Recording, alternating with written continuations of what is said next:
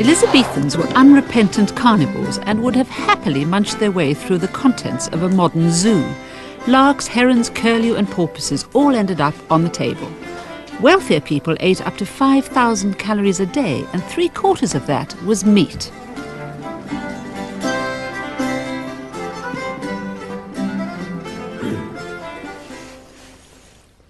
If the stomach is stuffed with too much drink or meat, that the liver, which is the fire under the pot, is suppressed, these impediments doth follow. The tongue is deprived of his office to speak. The wit or senses be dull. The head is light and doth ache and is full of fantasies. Brevity and shortness of life doth follow.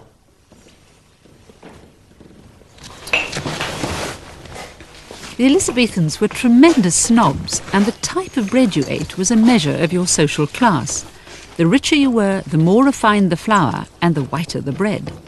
Coarse brown bread was fit only for the lower orders.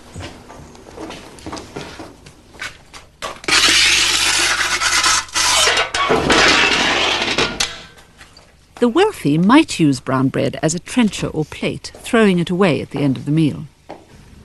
This is the Elizabethan equivalent of our baked beans. Everybody ate it. It's pottage, a kind of thick soup. It was made of carrots, cabbage, beans, or whatever vegetables there were to hand, plus a bit of bacon or perhaps some game poached from the local landowner.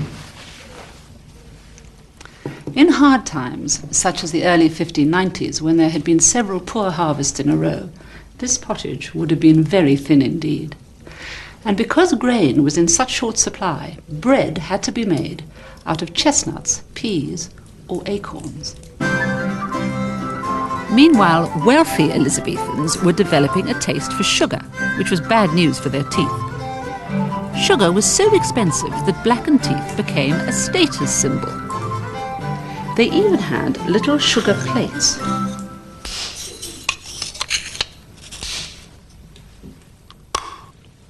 Well, I guess it helped with the washing up.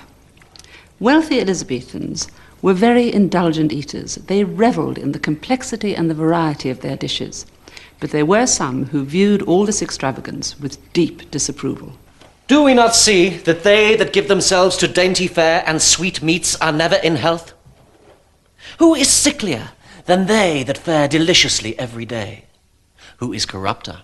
Who belcheth more?